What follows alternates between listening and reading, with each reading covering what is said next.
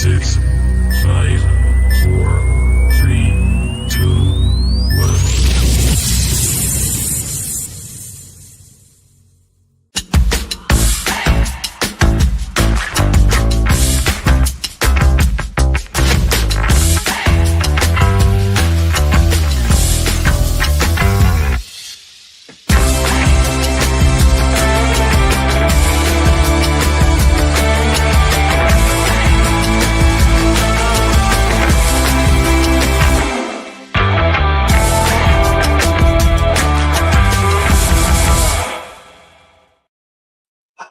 Good evening, everyone. Welcome back to Through Black and White Eyes. I feel like I'm in the Bahamas. I've just had a cup of coffee and a shower. I'm back in from work, and I feel like, poof, it's really warm. We're really looking forward to this tonight. We've obviously got Luke, the legend, Luke. We've got Luke Edwards, and this guy knows everything. We hope.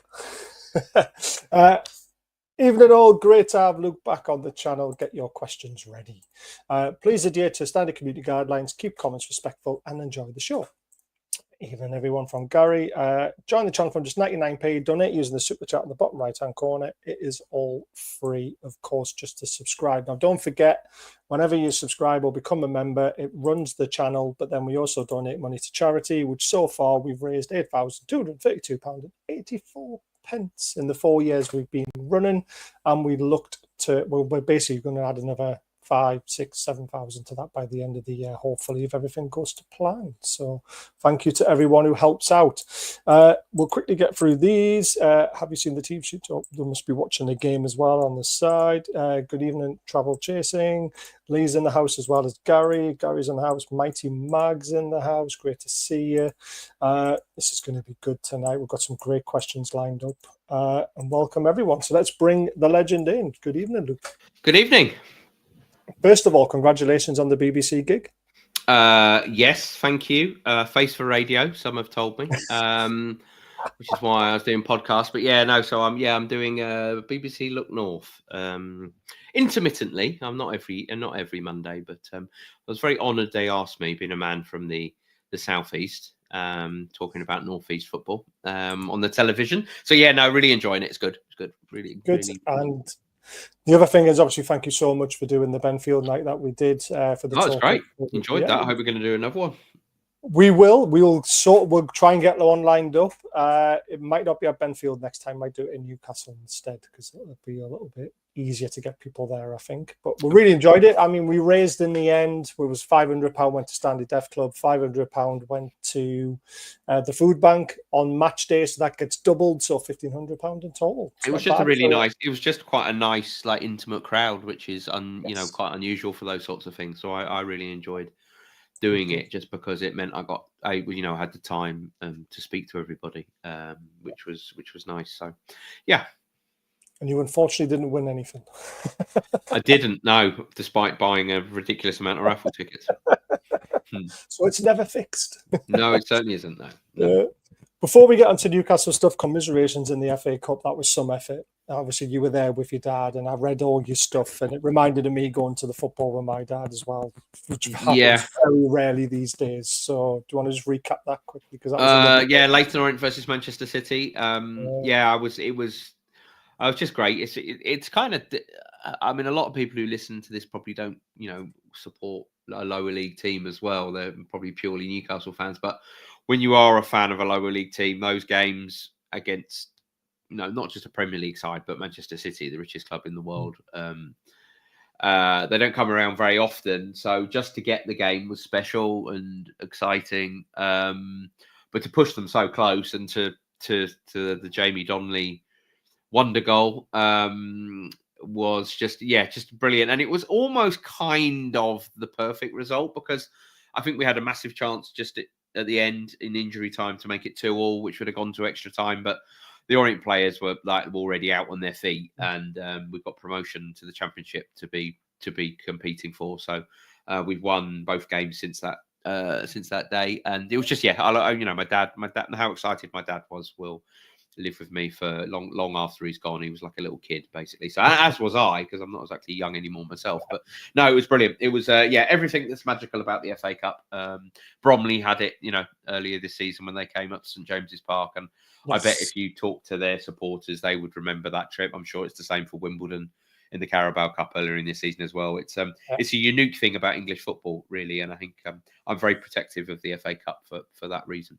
Yeah, I love the competition. Obviously, we've been to final twice and lost 2 semi-finals, but great memories, especially one going down to Millennium Stadium, Cardiff. Me and my two mates went down the night before, got absolutely hammered, slept in the car park, woke up. Luckily, we were in the Newcastle car park out of pure fluke. Right, okay. We could have been in the Man United car park for all we know, and then we went to the game. We got hammered, but we enjoyed it. You know what I mean? They're the kind of days you remember, aren't they?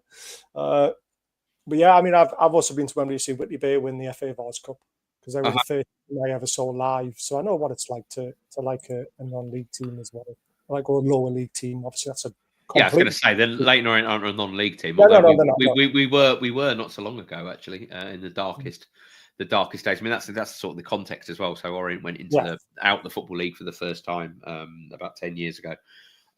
Spent 2 seasons in the National League and then to come back up those days. It's just great. So no, it was a wonderful day. I really enjoyed it. It certainly looked it. Right, let's get into the good stuff. We're going to try and keep it as regiment as possible. There's a few questions around everywhere. I've tried to get them all together as best as I can. The seller deal, I don't know if you know too much about it, but the Premier League signing off that deal for a very long time. We obviously wanted 35 million. They signed off on 25 million, but they held it off for 3.5 months, I think it was, or was it 5.5 months? I mean, 150 days in, to be precise. How are they getting away with doing things like that? Do you?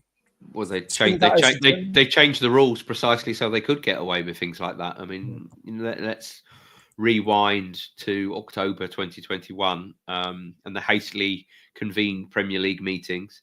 The fact that there was initially, if you remember, a complete ban on all associated party transactions.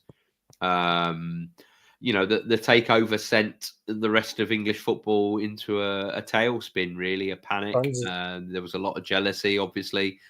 There was a big threat to the old order. And, the takeover since then in the 3.5 years since, it hasn't quite been what we all imagined it would be, if I'm honest, at the start, what we were expecting. But the Premier League changed its rules to stop Newcastle now, basically benefiting from having the richest owners in football and being able to pump money in through the various companies that they own. What the Premier League probably didn't reckon with is that Manchester City would take up a legal case because it obviously also really damaged them as well. They were the other big losers in it. So the rules have worked for 3.5 years as they were intended to work, which was to stifle Newcastle's commercial growth. So they did that to the seller deal because the rules allowed them to do it. Baz, that's why they did it. Where we go from here, I don't know now that Manchester City have won their legal case and those rules have been deemed null and void. We shall have to wait and see. But yeah, that was precisely what it was designed to do, which was to stop Newcastle being able to sort of fast track their spending power, shall we say.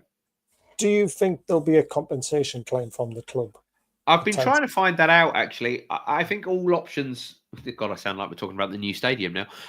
All options, remain on the table. I think what I will say is Newcastle have been very reluctant, and I find it slightly strange. They've been very reluctant to challenge much.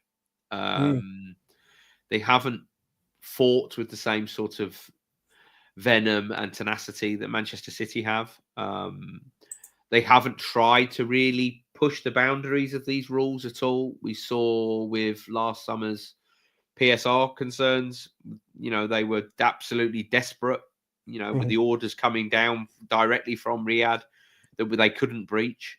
That they've been, to coin a phrase of one source I've got at Newcastle, they've been determined to be whiter than white, as it were, to be cleaner than clean, to make sure that they don't incur any wrath of the authorities. So I think Newcastle have probably been a little bit too cautious, if I'm honest. I'm very surprised by the lack of commercial growth. I think that is actually a criticism that can be levelled at the club now. 3.5 years in, where are the sponsorship deals? Just because these rules were in place doesn't mean they couldn't have agreed. The seller deal was signed off eventually. There were countless other sponsorship deals that they could have done. And as we are seeing 3.5 years on, the gap between Newcastle and the big six, I'm going to call them the richest six, actually, not the big six. It's still a chasm. It's still a gulf. And that is a problem moving forward. It is. And as a lot of our fans in our groups now are starting to question the owners, not their intent, but their nounce as football owners, because there's the training ground sponsor, there's the training shirt sponsor, there's the football ground sponsor, changing St James's Park to whatever they wanted to. They've not done it. And it is a bit of a surprise because, like you said, 3 years, even if they just signed a 1-year deal with someone, that's still 1 year worth of extra money, isn't it? Well, you're talking, you look at how Manchester City are the richest club in the world, which is a joke, by the way, because they're not the biggest club in the world. In terms of eyeballs, they pale into insignificance compared to Manchester United and Liverpool. They haven't pushed it, but Manchester City have done it by this myriad of sponsorship deals.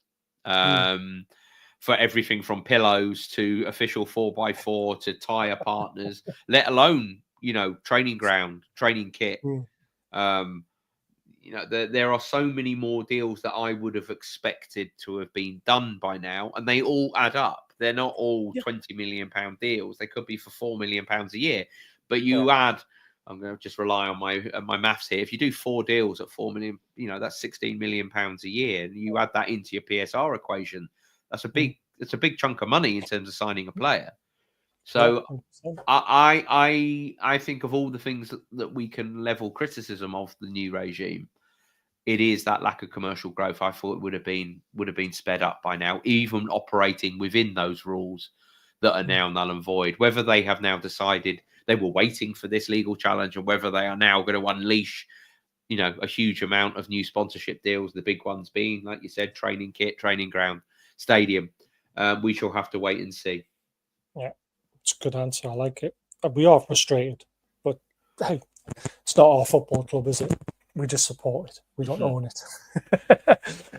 Steve's got to go this, staying with the owners.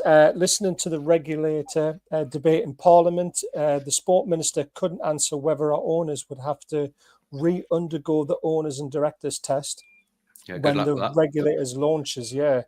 Has this registered, and is there any reason for the lack of movement and spending, especially on the infrastructure? Do we think it's coming down to this? Well, I think that, to keep their noses clean, as I said earlier, one of the reasons why they've been determined to do that is so not to incur the wrath of any of these things that might come further down the line. They haven't wanted to antagonise the people who run English football. And I think that's probably sensible. I don't think there is any way, and I've said this at the time of the takeover, look, I have my reservations about Saudi Arabia's involvement in sport and sports washing and the reasons why they bought Newcastle United, but they are an economic, military ally of the UK government. So they invest at every level of UK society. The Prime Minister has just been out there. Prime Ministers of both political persuasions, by the way, Conservatives and Labour, have been out to Saudi Arabia looking to get investment in this country. So I don't think there's any way that suddenly the football regulator would say, I might be wrong, of course, but I can't say there's going to be any way the football regulator is going to go, oh, this deal that we've signed off, the contracts have been signed, we are now going to make them go through the owners and directors test again. And if they fail it, they will force them to sell the club. Look, it happened with Chelsea. It did happen with Chelsea and Roman Abramovich and, the war in Ukraine. And he was forced to sell it. I think there'd have to be a lot of steps there. I mean, Russia turned into an enemy of the UK government, and Abramovich was very close to Putin. So it's a bit different.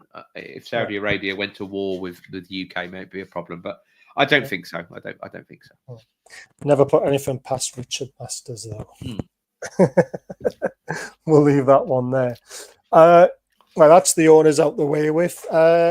Let's talk about the January window. What went wrong Was there any bubblings of any deals at all incoming? Because we've got, as a group that we have that we talk regularly, we just think we're waiting for the summer. Yeah, I think that was pretty clear.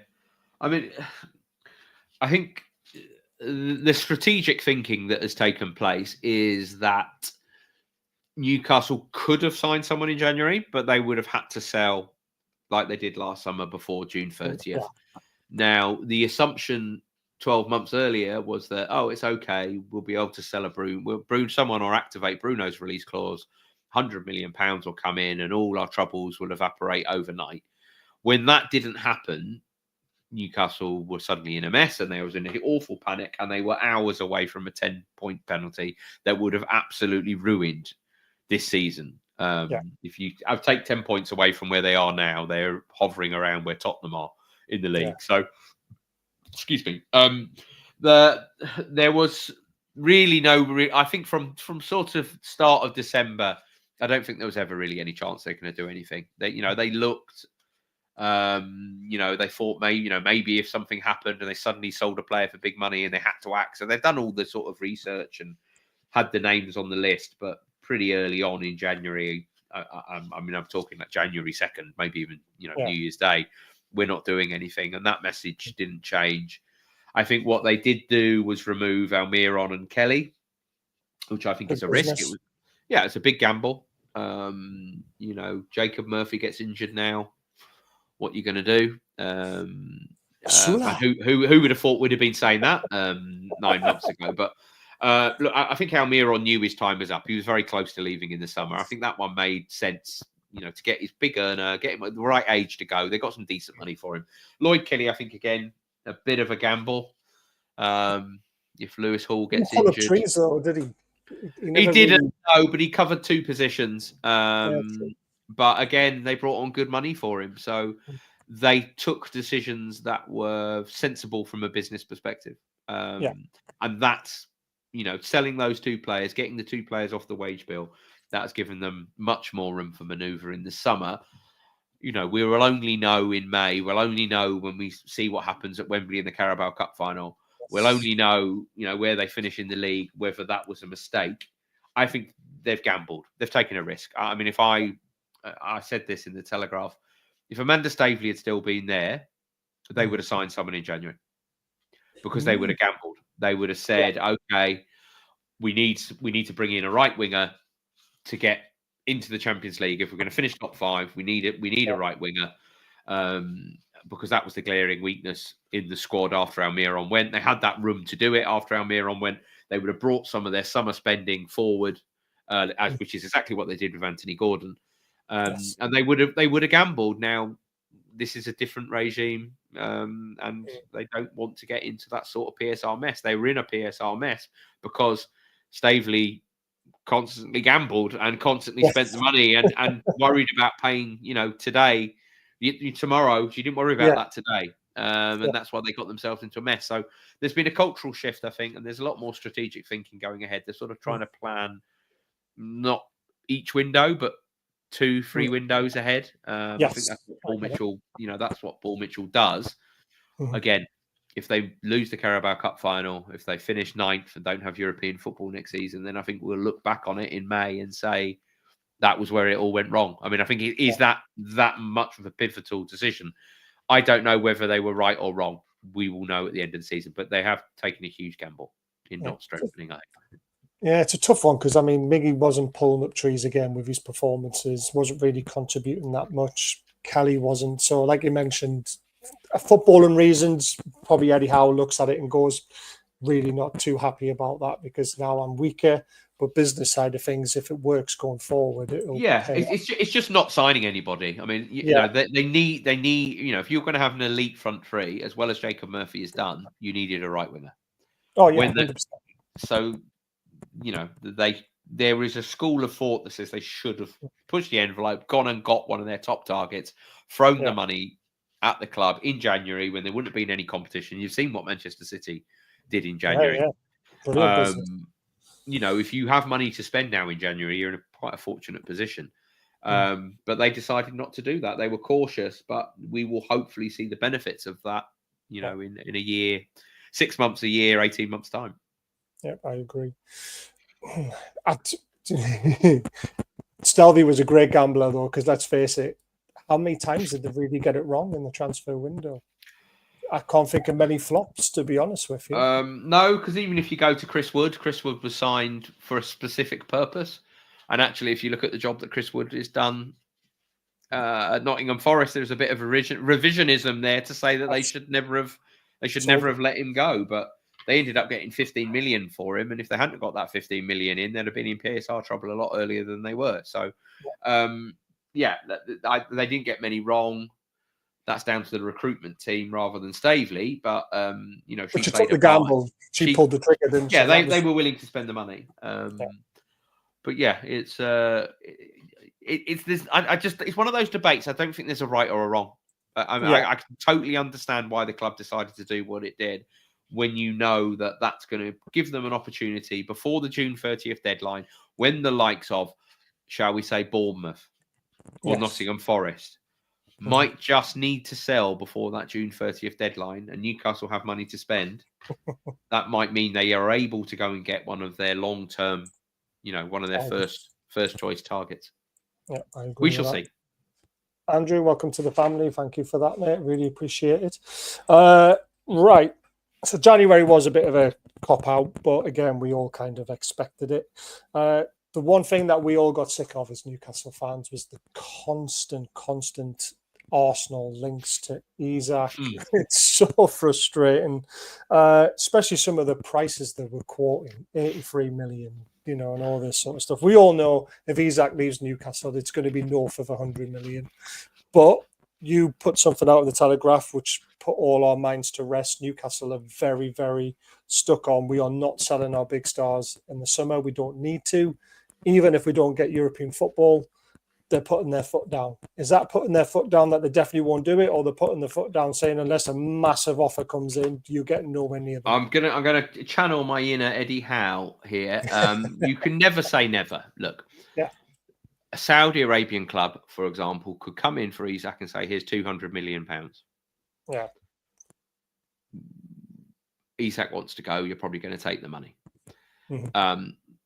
PSG, Real Madrid, Barcelona, Bayern Munich could all come in with huge bids. So out of the blue, Newcastle have a decision to make for any of their players: Anthony Gordon, Alexander Isak, Bruno Guimaraes, and then suddenly you're selling a player that you said you wouldn't sell. It's very, very dangerous to say they definitely won't leave, because that's not how football works. However, the intention, certainly with Isak, I think, is I don't think he's for sale at any price in 2025. I think they will try and get him to sign a new contract. If he doesn't sign that new contract, I think they will be fine, and they will say, okay, well, nobody's come up with 150, 160 million pound bid. That's your valuation. And then they will just hope to move on and hope that the player doesn't start behaving badly and agitating to leave. They don't think he will do. I think the decision on Isak comes in 2026 if he hasn't signed a new deal. His value starts to it will start to go down, and he'll be 26 then, about to turn 27. He really is coming into the peak years of his career. Do I think Alexander Isak will spend his entire career at Newcastle? No. I've said this many times before. I said it about Bruno. I think they'll get one more year out of him after this, but then whether he signs that new contract, I don't know. I don't know if you're Alexander Isak's representatives. Do you say, sign an extension? He'll only sign a new contract, I suspect, if there's a release clause in it. Yeah, because I think you have to be sensible about it. Yes. You have to look at that guy. He's Swedish. He loves Newcastle. He loves playing for the club. It's not his club, though. He's got a career to think about. But I think Newcastle will sell him. If they sold him, I think Newcastle would much rather he went abroad for obvious reasons. 100%. Yeah. And I think good luck to him. If he went to Bayern Munich, if he goes to Real Madrid, I don't think you can have any complaints, really. He'll have done, by that point, this is his third year, isn't it? So if he stays for one more year, he'll have done 4 seasons at Newcastle. Yeah. And I think that's great. And no, he might prove me wrong. He might stay forever. But I don't think he will. But I think, all this stuff about Arsenal, why would he want to go to Arsenal? you know, why? What guarantees? What move to Arsenal guarantees him trophies? I don't think there is no guarantee. They've won one cup in 5 years, so it's going to continue. I get wound up about it sometimes in the context that, you know, he's a Newcastle player and people seem to talk about him as an ex-Newcastle player while he's still playing for the club. And I think some of it is malicious and I think some of it is designed to unsettle him. And I think it's about furthering agenda that Newcastle are not a big club and these bigger clubs can come in and cherry pick their players. Unfortunately, football has always been like that, though. That has always happened. Fergie did it for 10 years, didn't he? Exactly. So I think they'll get one more year out of him. But somebody might come up with a bid in the summer that says, here's 150 million. And Newcastle say, okay, right. Yeah, we'll take it. Bye-bye. 150 million would be hard to turn down, let's face it. It would be. Well, you know, with amortization of his contract, that would give them rough estimate will probably give them about 100 million to spend on a replacement. So, or certainly a huge chunk of money to spend on his replacement. So we shall see. I mean, I think Isak's brilliant. I think he's amazing. I do think he needs to be more consistent, though. I think those criticisms are slightly valid. I've seen him go missing at home to Bournemouth and Fulham, for example. And then I've seen him be outstanding against Arsenal. He's not the same player every week. I think people will look at that and think, that's a bit steep. 150 million. We'll give him another year at Newcastle and just check, see what he's like, and then hope. So he's going to go eventually. They're all going to go eventually, unfortunately, but I don't think it'll be in this summer. Yeah. I don't think Bruno's going to go, though. Who knows?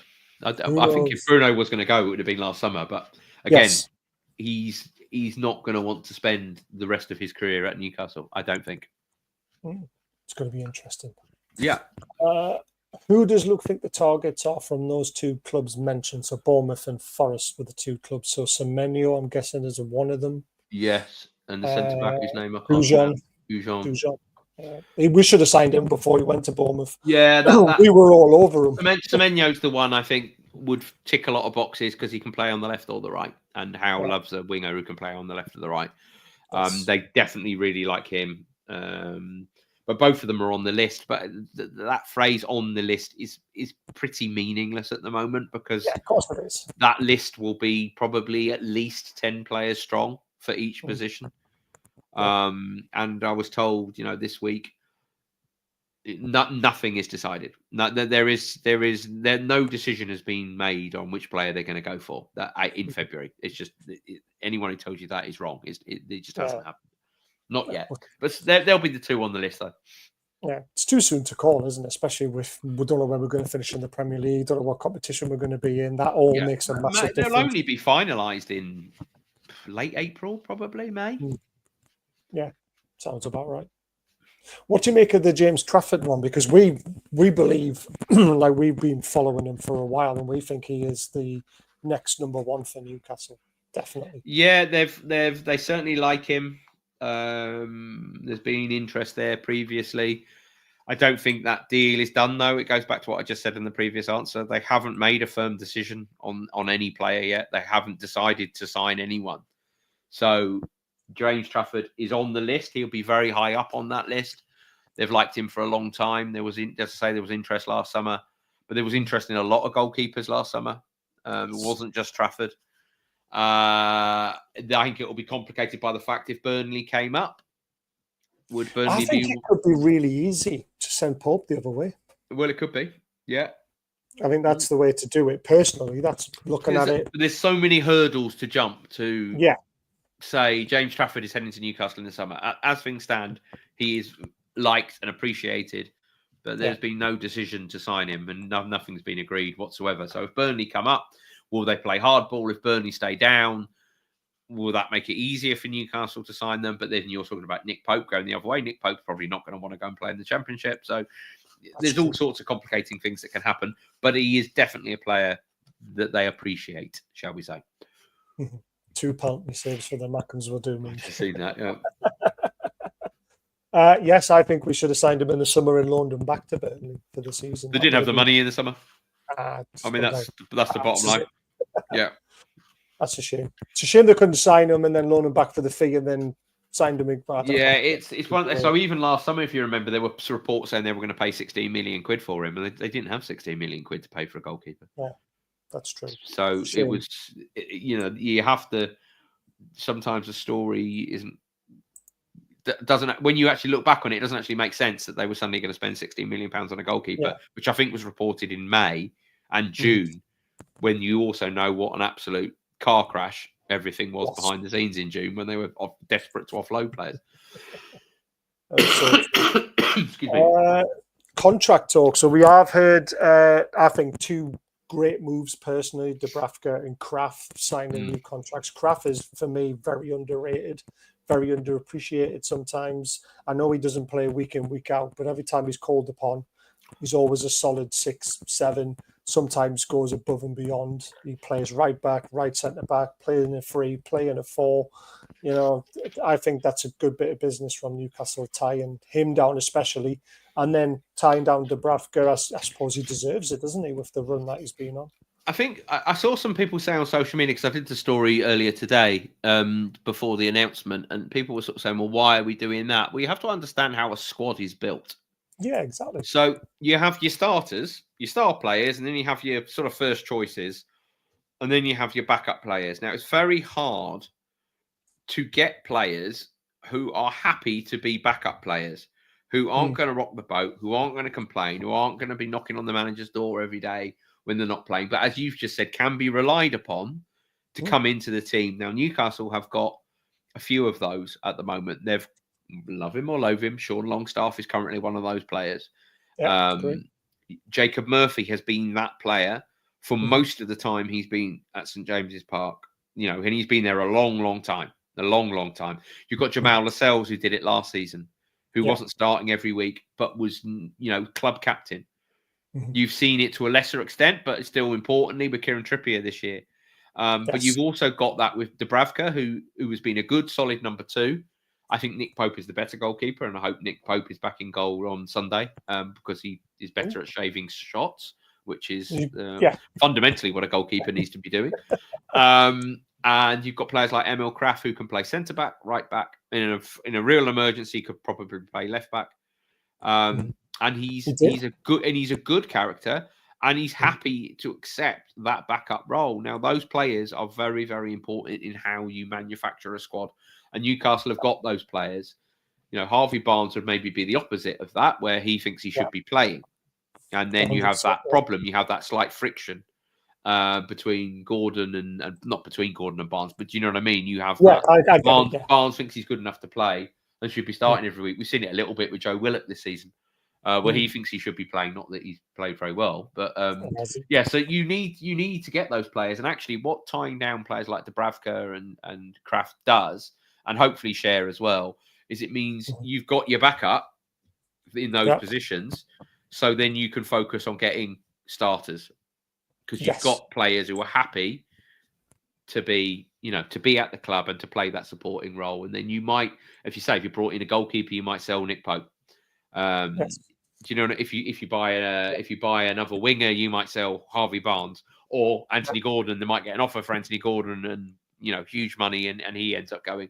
So you've got to build a squad, and getting those deals done nice and early will actually help them again in the summer. Yeah, this is what I try to explain to people when we're talking about transfers and that. They're like, if you're signing that player, why are you signing them? It's just like, well, you buy your first team player, it strengthens your bench.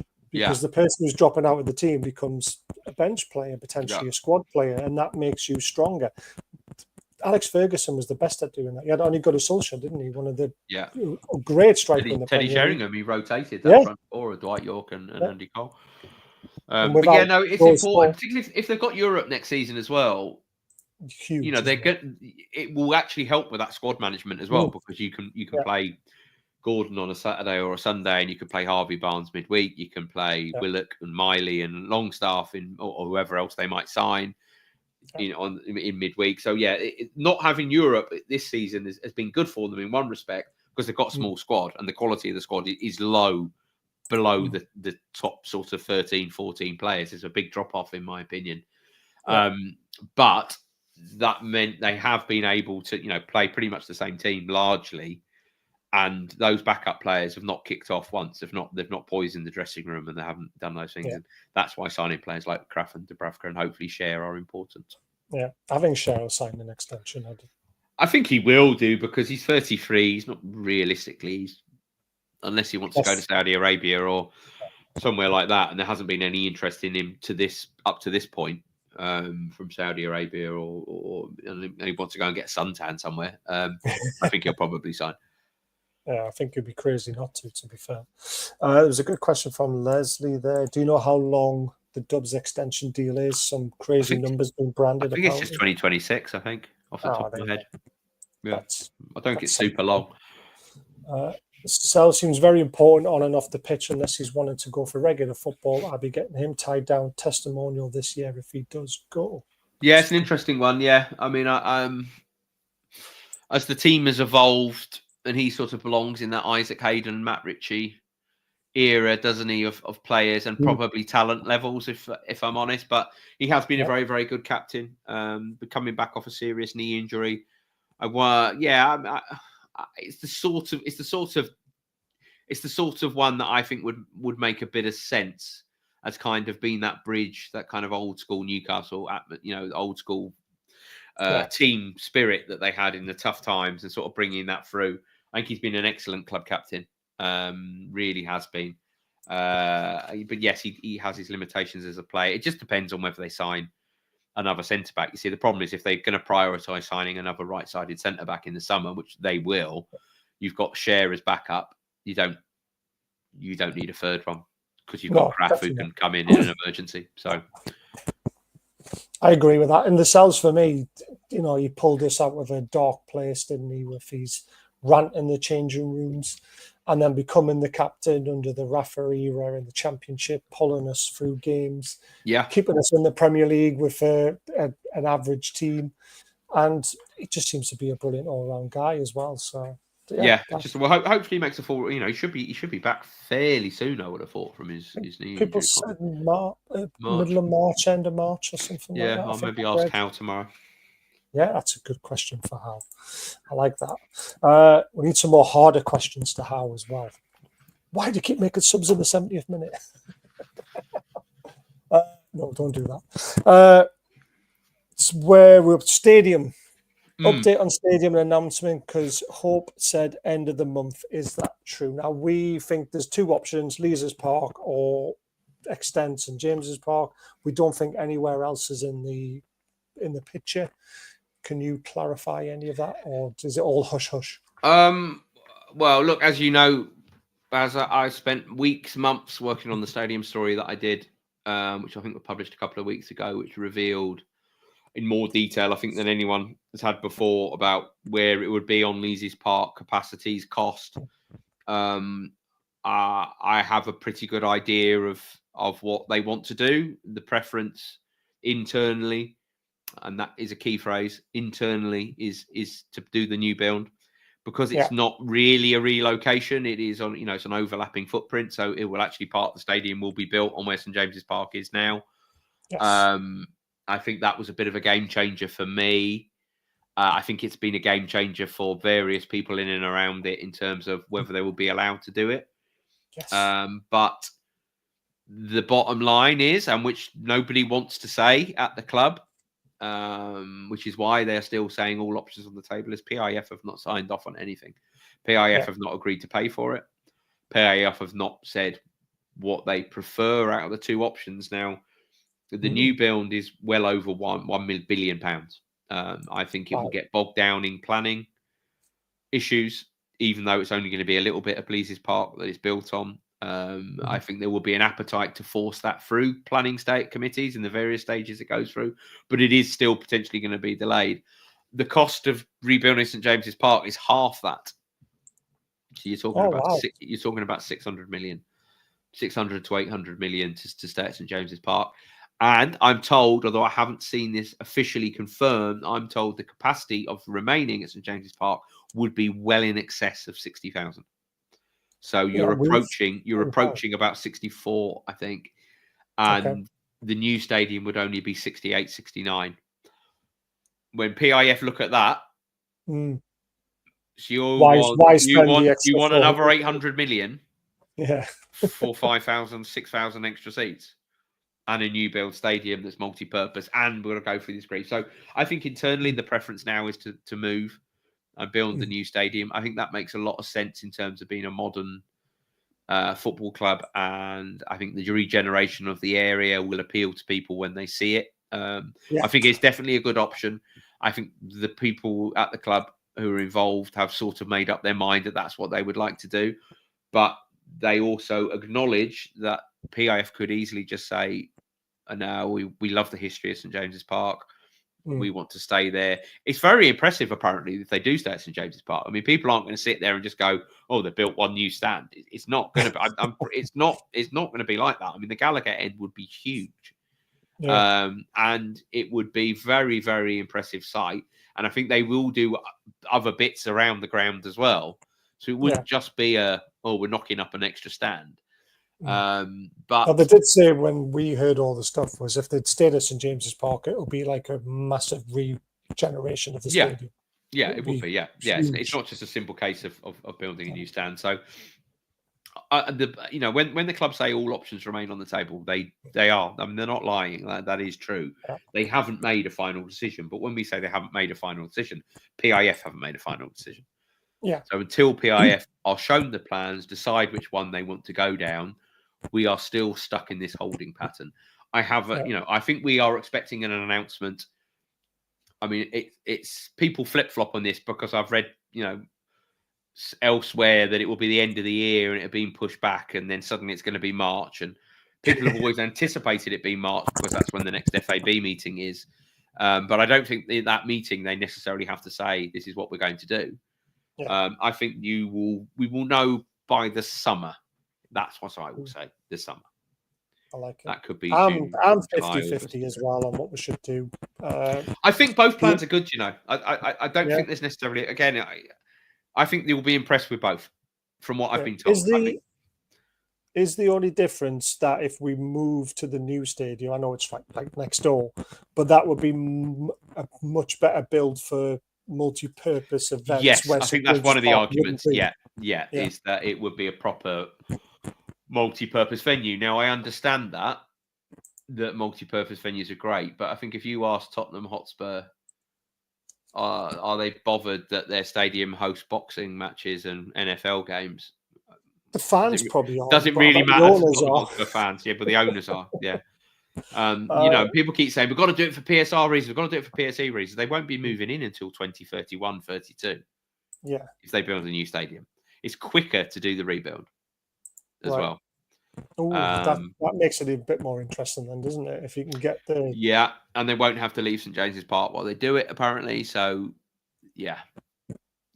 There's a lot still to be thrashed out, and I don't think my intention is not to write enough. I think I did that. It took me so long to get to the point where I could write what I did. I think I'm just going to leave it now until the club actually announce something. Yeah.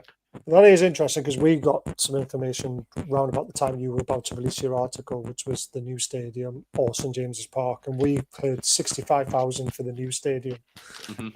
Someone apparently seen some blueprints and stuff, so it kind of aligns with what you said, which was great for us because we kind of like jumped the gun. And I was told just under 70, so about 68, I think, for the new one, and then I think the St James's Park is between 60 and 64 or 65. Yeah, the bit that we heard about if we stayed at St James's Park would be the small side would turn into full corporate. Would that be all right? Well, that might be a lot of rubbish then. Well, it might be. It might not be. We'll find out at some point, won't we? There's a bit of a silly question here. What do you make of the Carabao Cup top? I'm not a fan personally. It doesn't have any impact on me whatsoever.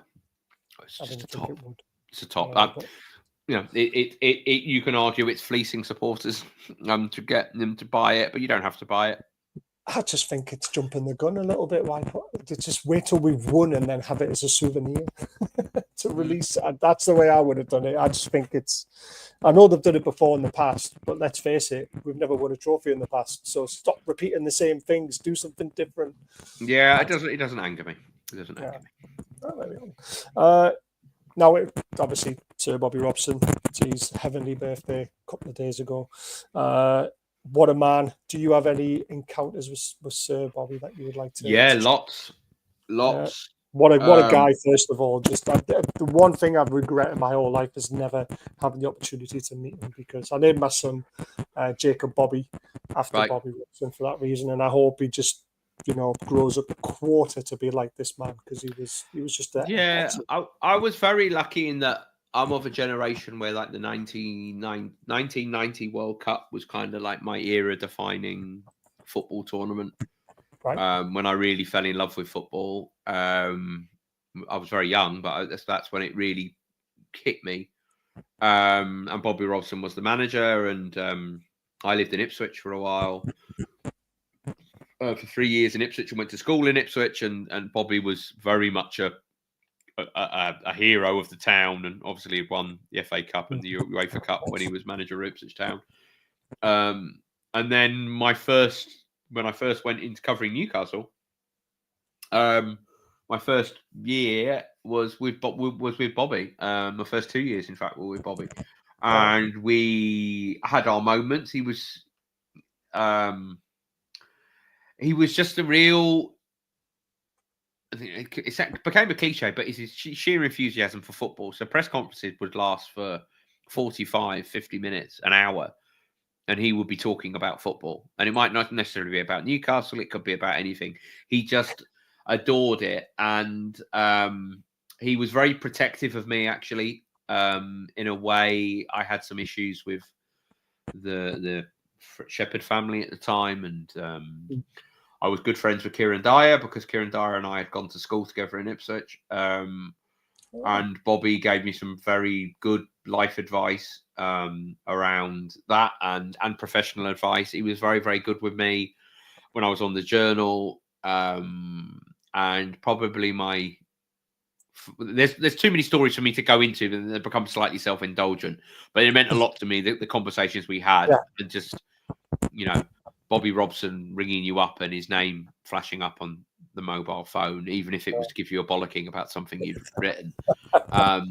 But my favourite story was outside the Cop Form, where I'd been out to lunch with Bobby a few times at the Cop Form, particularly in his latter years when the other local paper had turned against him, if you remember. The Journal had remained very pro Bobby. And I was driving along. It was a summer's day, and my window was open, and I was suddenly aware that a car had stopped. And it was Bobby in his car. So we had stopped the traffic outside the Cop Form in both directions while he talked to me. Now, I didn't feel like I could put my foot down and leave. People started honking their horns, and a pedestrian walked past and just shout out, "It's Bobby Robson, man!" And everybody stopped honking their horns. So I'd gone from this really awkward. I tried to do a Geordie accent there. I'm really sorry for that. It was good effort, to be fair. Thank you. And so we stood. It felt like it was about 5 minutes. It was probably only 45 seconds. But suddenly, after this bloke had shouted, "It's Bobby Robson," everybody stopped honking their horns. And we just had a lovely conversation. But he was a great man. And unfortunately, I'm still very slightly bitter about the way it ended for him at Newcastle, because he didn't deserve that. I think we all are, to be fair. All of us, this generation are, to be fair. It should never happen. The Kieran Dyer told a great story recently. I don't know if you heard it, about how Christian Pesedas was playing crap. But everyone was playing crap. It was against Bradford. I think Gary Speed scored a great goal, winning 1-0 at half time. And apparently, Kieran Dyer basically stuck up for Pesedas and started shouting at, I think it was the assistant manager at the time, saying, "Why aren't you having a go at Shearer? Why aren't you going to Speedfall? They've all been crap. We've all been rubbish. Why are you just picking on Pesedas?" And Bobby he took his shirt off. "I'm not going back out again." And Bobby took him to one side in a different room and, shouted at him first before they left the room.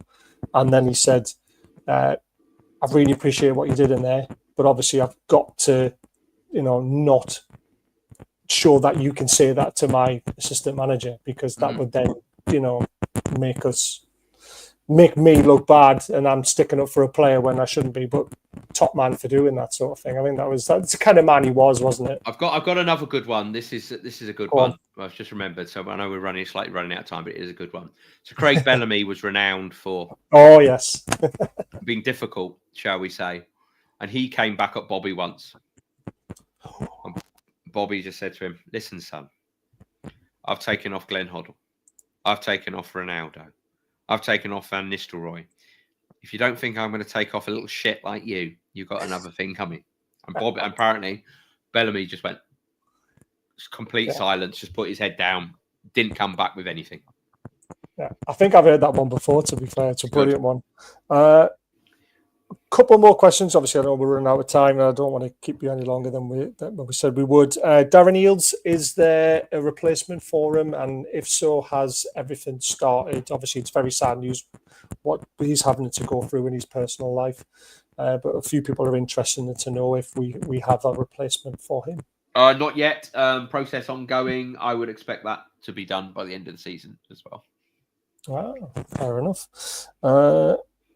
Are we still worried about Liverpool as a potential buyer of Isak? Now, we've heard that one all before. James Trafford's been done. Ooh, Tyler Dibbling, is he on the list? Again, he's on the list. Yeah, definitely on the list. But as I said, the list doesn't mean a lot too much, really. No. They've looked at him extensively, tried to sign him before. I think he had a very impressive game for the under-18s, I think, against Newcastle in the FA Cup, FA Youth Cup. Yes. I wouldn't have said at this stage that for me he'd be a top target, but he'll certainly be in the conversation. It will depend on. There might be some misgivings about his work rate potentially. Is he an Eddie Howe player? But it will depend on price, because I think if they signed him, he would be another Lewis Hall, Asula type player. Even though he's done well, he'd be a project player who probably wouldn't go straight into the first team. I think Newcastle have probably signed enough project players for the time being. And in that position, particularly right winger, they need somebody who's going to come in and start, I would have said. I agree with that. Two more then. Are you optimistic for Newcastle's future? Yes, I think there are concerns. I think we need to see this summer, there needs to be a very ambitious summer rebuild. I'm not sure, and I've said this countless times before, I've written this countless times before, I'm not sure how much of a priority Newcastle United are for PIF. I think their interest may have waned slightly since those early heady days of the takeover. I get the impression they're not as engaged in the project as they once were, but there is an ideal opportunity for that to all that sort of talk to be banished. If they, this new stadium, new training ground, I think I would be expecting to hear something on both of them before the end of the year. And I think those big infrastructure projects will allay a lot of people's concerns about how committed they are.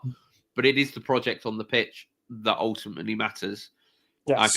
I think Eddie Howe has performed miracles, really. Minor miracles. I'm not going to say the great miracles, but he's performed minor miracles. I think last season with all the injuries to finish 7th, to then not get any help really in the summer in terms of the squad, to be where they are, to have reached a second cup final in 3 years. I think he's done great, but I think at some point the club need to back him, and he needs to be able to bring in some talent to go with the players they've got. I think my worry would be if he doesn't feel like he's getting the players he wants. We talk about players leaving. Is somebody going to come in for Eddie Howe? And I think if he isn't backed in the summer, put it this way: if Eddie Howe wins the Carabao Cup in March, is that going to make him suddenly, when one of the other richer big six have screwed things up again, are they going to think, we might come in for Eddie Howe? That would be my concern. So I think the club, Paul Mitchell, the board, they need to back Eddie and make him feel loved and wanted, I think, in the summer, and they need to get him the players that he needs to not constantly be sort of punching above their weight, to actually give them a top 4, top 5 squad, because they still haven't got that at the minute, nowhere near. No, definitely not. We're punching above our weight, and I think we know that. We know we've got probably 2 world-class players in Tonali and Isak. And then maybe Gordon's going to put some very good ones. Some very, very good ones. Yeah, potentially. But not a lot underneath that. No, definitely not. there's the league table. Obviously, it's a massive game on Sunday against Forest. You know, we could go within 3 points of them. I mean, it's crazy to see Forest and Bournemouth that high up in the Premier League, to be honest with you. And it's a credit to what they've done and their managers. Where do you think Newcastle are going to finish from what you've seen? I think they could get fifth. They could. I'm more realistic about sixth or seventh again, I think. Particularly if they win the Carabao Cup. Because I think if they win the Carabao Cup, there will be a sort of... It would be so huge. I think it'll be quite difficult for this team to motivate itself, as you know, certainly in the short term, to really push for the Champions League. The league may become sort of slightly inconsequential. It'll be a lovely problem to have, though, wouldn't it? And I would much rather win the Carabao Cup and finish 10th than you know, finish 7th or 6th or 5th and not win it. So we shall see. I said top 8 at the start of the season, and I'd be happy with anywhere from 8 upwards, really. Yeah, I agree with that. I still think 5th is a possibility, but we have to beat Forest on Sunday to make that a possibility, because we need to see them drop a little bit, especially the way City are starting to take off now, and Chelsea are so hit and miss. They could go on a run like they did last season and then get out of sight. But winning the Cup, massive importance, because, again, that gets you into the Europa Conference League, and then that maybe gives them a bit more freedom to think, come on, we can get 5th, why not? It's like getting, if you know you've got European football in March as well, from a strategic point of view, that really helps you as well. It does, yeah, for the spending. They'll be thinking, right, well, we need a bigger squad, we need to do this, or we need to keep this player, or we need to get that. And so, yeah, I mean, look, the season in an instant, if Newcastle win the Carabao Cup final, it has been their best season for 70 years, and I will not hear anyone argue differently. I absolutely agree. Absolutely. But very quickly, guys, don't forget about Diacro. They're an amazing sponsor of this channel. We've got a $40 gift card to give away at some point this month. It will get done, but 20% off for everybody who watches this channel. Great t-shirts. Go and drop them in the description. The link's in there. Luke, thank you so much for doing this. It's an absolute pleasure. We have a few things planned in the future, so everyone needs to look out for. We've got a charity match, and then we will organise another talking, because we really enjoyed that one. I don't know when, but we'll convene and we'll sort it out, won't we? Okay, yeah. I love it. Worries. Love it. Thank you so much for coming on. No Everyone in the chat, thank you very much for your questions and keeping everything going. It's been an absolute pleasure. And I won't be on tomorrow, but the guys will be back tomorrow for the look ahead for the Sunday's game. I'll be on night shift, so enjoy the show with all the other guys and take care till then. Ta-da.